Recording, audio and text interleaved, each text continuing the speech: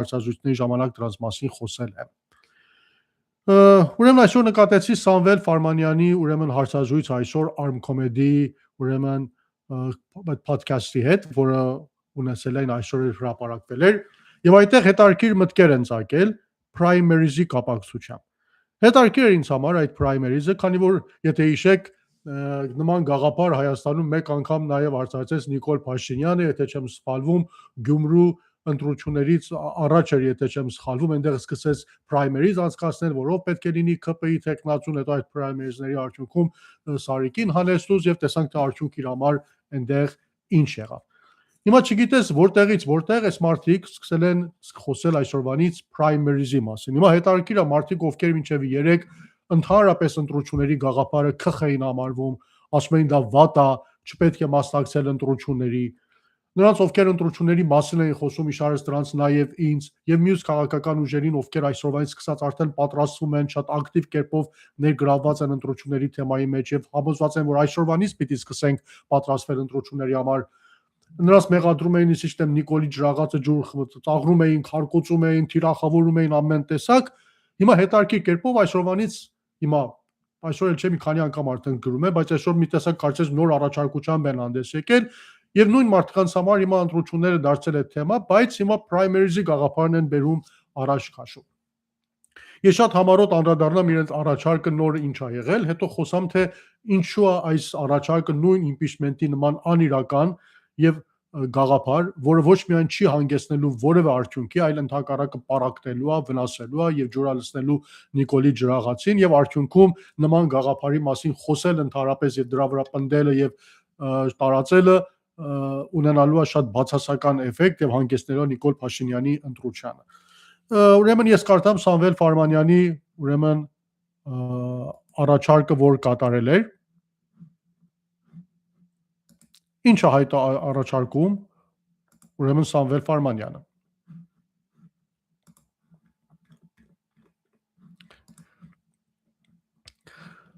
Ես փորձեմ, եթե կարողանամ edge-ով նաև կիսվել, որպեսզի դուք կարողանաք տեսնել, կարծում եմ ավելի հետաքրքիր կլինի նաև։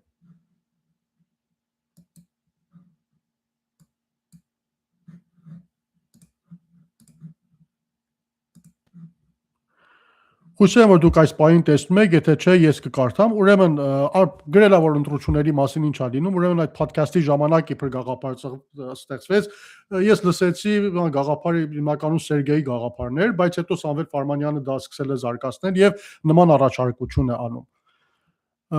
Ամենաճիշտ ձևը կգտնենք, թող ուրեմն միջազգային լավագույն փորձը տեղայնացնելով հայաստանյան ներկա իրողություններին, թափանցիկ եղանակով եկեք անցկացնենք նախընտրական primaries իրենց ընդդիմադիր դիրքավորած կուսակցությունների, խմբերի ու առաջնորդների միջև ամենաճիշտ ձևը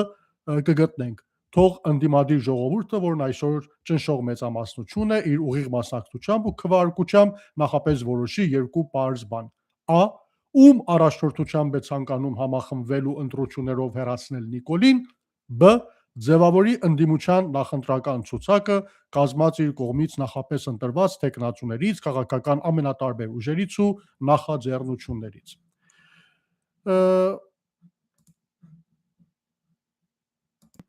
Վերադառնամ այստեղ, առաջարկը շատ հստակ է, առաջին հայացքից կարող է գեղեցիկ եւ այդպես ասած գայթակղիչ թվալ, հենց այնպես որ ժամանակին impeachment-ի գաղափարն էր գեղեցիկ, գայթակղիչ, շատ հետաքրքիր է անվստահություն այտեն Նիկոլին գնալ մտել ազգային ժողով, ձայներ հավաքել, քվեարկություն անցկացնել եւ impeachment-ի արդյունքում Նիկոլին հեռացնել։ Սահմանադրությամբ էլ դա ընդգծված է, գրված է եւ գոյություն ունի։ Բայց գործնականում տեսանք, որ իրականություն չդարձավ եւ չէր էլ դառնալու, քանի որ հիմնականում ամեն գաղափար չի, որ թղթի վրա գրված տեսություն կարող է իրականության դաշտ մտնել, հատկապես մեր այսօրվա իրականության մեջ։ Իսկ ինչով է primaries-ը հետարքիր։ Նախ ասեմ, որ primaries տարբեր տեղերում գոյություն ունի, ուրեմն Միացյալ Նահանգներում մենք մասնակցում ենք primaries-ների, դա Միացյալ Նահանգների նախընտրական, այդպես ասած, քարոզարշավի մի անբաժան մասնիկն է ընդհանրապես։ Ես շատ լավ ծանոթ եմ, թե ինչպես է դա անցկացվում, ինչպես է տեղի ունենում։ Ես փորձեցի ստուգել արդյոք ուրիշ տեղերում էլ այդ պրակտիկան կա, այսինքն primaries-ներ անցկացնելու ընտրություններից առաջ տեխնատուների ընտրության խնդիրը կա։ Նկատեցի, որ այո, ուրեմն արհեստական բանականությունից հիմնականում հարցեցի եւ ինձ պատասխանեց, որ այո, Ֆրանսիայում էլ նման պրակտիկա կա, այնտեղ էլ ընտրությունների առաջնորդներին ներկայացնելու համար պրայմերիզներ անցկացվում են։ Բայց մի շատ կարևոր բայց կա։ Պրայմերիզները անցկացվում են կուսակցությունների ներսում, այսինքն դուք չեք գտնի որևէ երկիր,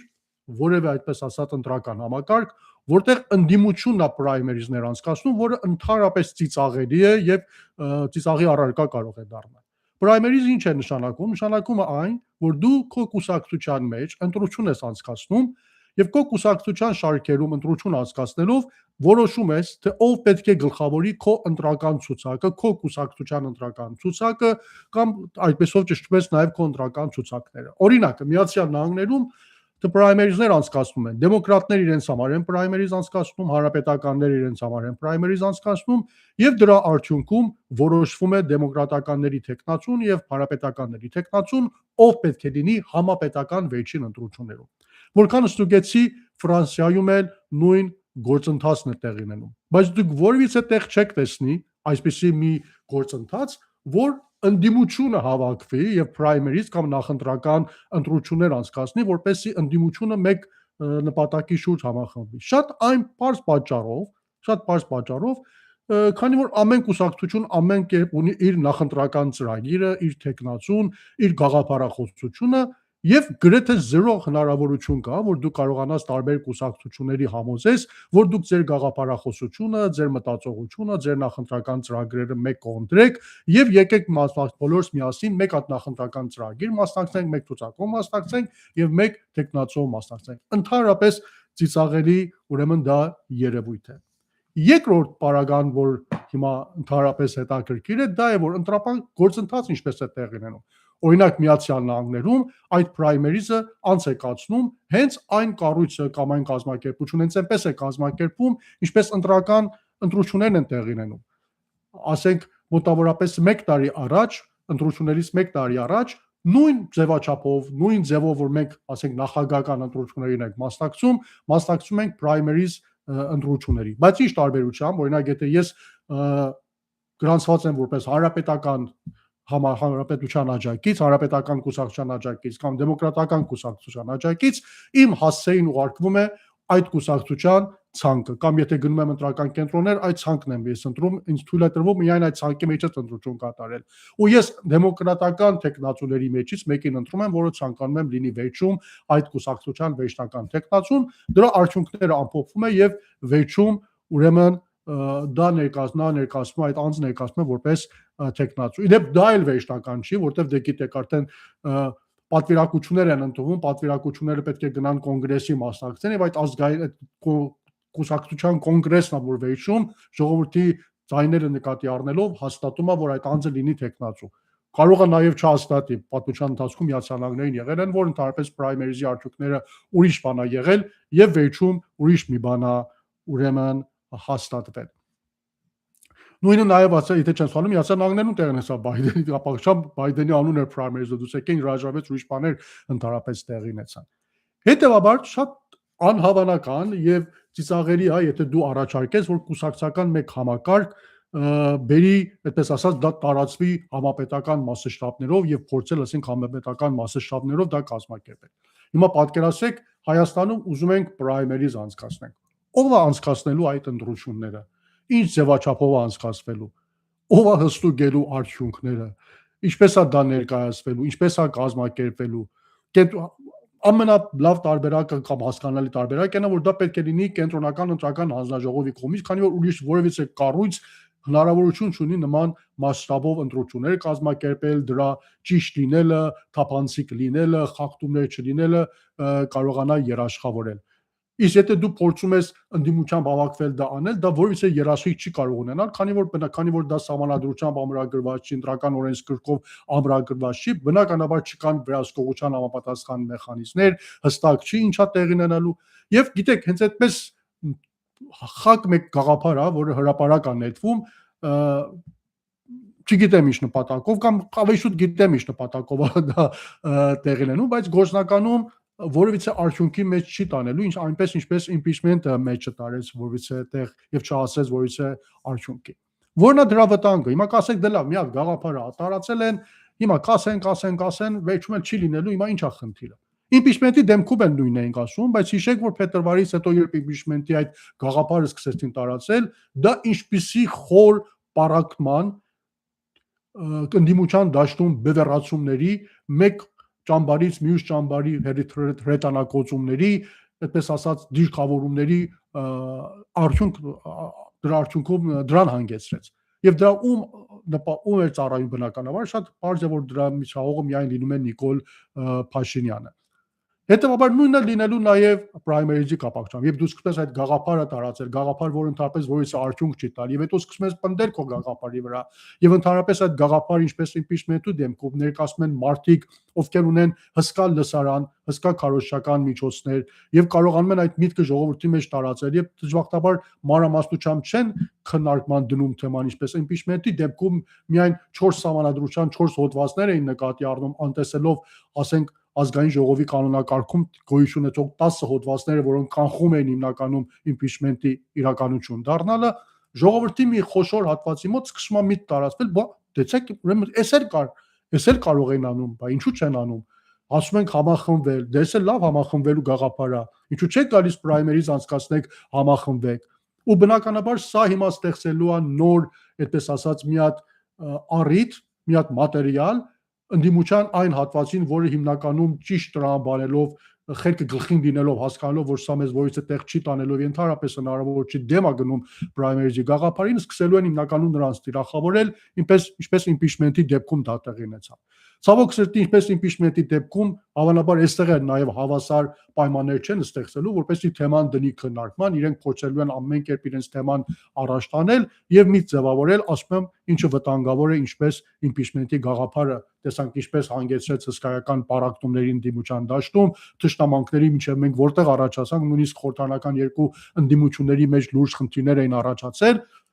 Հիմա սա էլ հավանաբար նույնն է լինելու, քանի որ նույն առաջարկությունը չընթերցեցի, վերջում ասում են, դե ովքեր որ չհամաձայնեցին պրայմերիզին, իրենք հայտնվեն լուսանցքում, դուրս կմնան, մի տեսակ արդեն իսկ մեղավորներին էլ այս ուրեմն գաղափարախոսության մեջ, այս մտածողության մեջ ուրեմն որոշել են։ Ես գրել եմ, որ արդյոք սա impeachment 2-ն է, նույն impeachment-ի շարունակությունն է, թե impeachment 2-ն է։ Ես չգիտեմ հիմա հիմնականում որն է, գուցե մի քիչ գնանք առաջ, հույսով եմ, որ այս գաղափարը չեն շարունակի, հենց այստեղ որպես խակ միտ կմնա եւ կփակվի, հասկանան, որ դա որից է տեղ մեջ չի տանելու, բայց հնարավոր է, որ դա impeachment-ի շարունակությունն է, այսինքն impeachment-ը սկսեցին, հիմա ինչ որ մեկ տեխնազուկա է տեղ ամեն դեպքում, որ այսօր կալանավորված է ցավոք սրտի, որպես քաղբանդարկյալ Դավիթ Համբարձումյան, հիմա կասելու են դե լավ, այս մարտը կա, ուրեմն եկեք, այստեղ նայել եք, ասենք, փորձենք համախմբում առաջացնել եւ այդ առաջ գնանք։ Նաեւ հնարավոր է, որ սա impeachment 2-ն է, այսինքն տեսնելով, որ impeachment-ը մտել է փակուղի, արդեն շուտով հաջորդ շաբաթ, մյուս շաբաթ դեկտեմբերի 26-ին կդառնա 3 ամիս, որ 34 ստորագրությունը, իդեպ այդ 34 ստորագրության մեջ 28 ստորագրություն Հայաստան Դաշինքի ստորագրությունները, Ռոբերտ Քոչարյանի խմբակցության ստորագրությունները դրվել են նախաձեռնության տակ, արդեն կլինի 3 ամիս, այսինքն մոտավորապես 2.5 ամիս է, որ 34 ստորագրությունը նույնիսկ 35 չի դարձել, նույնիսկ մեկ ստորագրություն չեն կարողացել ավելացնել, նշանակում է, որ այդ նախաձեռնությունը արդեն մտել է փակուղի, որտեղ արժևում արդեն ամանորյա տոներ են, հավանաբար հունվարը պետք է մոռանանք, դեկտեմբերի կեսը պետք է մոռանանք, փետրվարից պետք է սկսել ամեն ինչ, եւ արդեն impeachment-ը կարծում եմ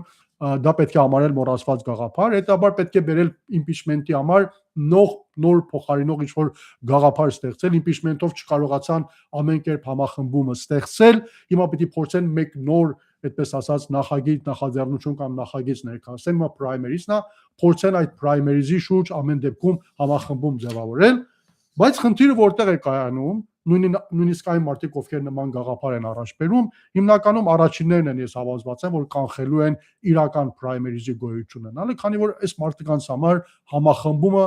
մեկ, այդպես ասած, իմաստ ունի։ Համախմբում այո լավ է, բայց եթե այդ համախմբումը բնականաբար իրեն շուրջ է լինում, եթե պետք է ուրիշի շուրջ լինի, դա ամեն դեպքում պետք է ձախողվի։ Ինչու եմ սա ասում, ես ուզում եմ ասեմ, այնպես որ անուղղակի կերպով մեր մեջ primary-ներ արդեն իսկ եղել են, որքան էլ որ դուք զարմանալի թվաց ես,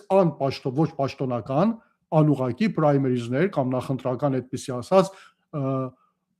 կարծիքահավաք ժողովրդի կողմից տեսակետների համախմբում եղել է։ 2021 թվականի ընտրություններից առաջ Բոլորս հիշում ենք ինչպիսի համախմբվածություն, ոգևորություն, գոյություն ուներ նախագահ Ռոբերտ Քոչարյանի շուրջ։ Ընտրությունների արդյունքները մոտավորապես այս նույնը ցույց տվեցին, որովհետև ընդդիմության դաշտում խոշոր տարբերությամբ Ռոբերտ Քոչարյանը բոլորից վերև կանգնեց։ Այսինքն շատ պարզ էր, որ եթե 2021 թվականին նույն ձևաչափով, որ այսօր Սամվել Ֆարմանյանն ասում, մի հատ պրայմերիզ անցկացվեր, ամենայն հավանականությամբ դրա արդյունքը պետք է լիներ Ռոբերտ Քոչարյանը։ Բայց ինչու չհամախմբվեցիք Ռոբերտ Քոչարյանի շուրջ այն ժամանակ։ Ինչու փորձեցիք 20 տարբեր խմբերով մասնակցել ընտրությունների, ձայներ փոշիացնել եւ ցույց տալ, որպեսզի իրական համախմբում լինի Ռոբերտ Քոչարյանի դեմ։ Եթե պրայմերիզ էր, դա էլ պրայմերիզ ինչ որ տեսակ էր։ Հա իդեպ այդ մարդիկ, նույն մարդիկ այսօր խոստովանում են, որ 2021 թվականին այո իրապես հույսեր են կապել Ռոբերտ Քոչարյանի հետ, մեծ համախմբում ա եղել Ռոբերտ Քոչարյանի շուրջ, բայց դե չի ստացվել եւ չի եղել, Ռոբերտ Քոչարյանը կրվել է։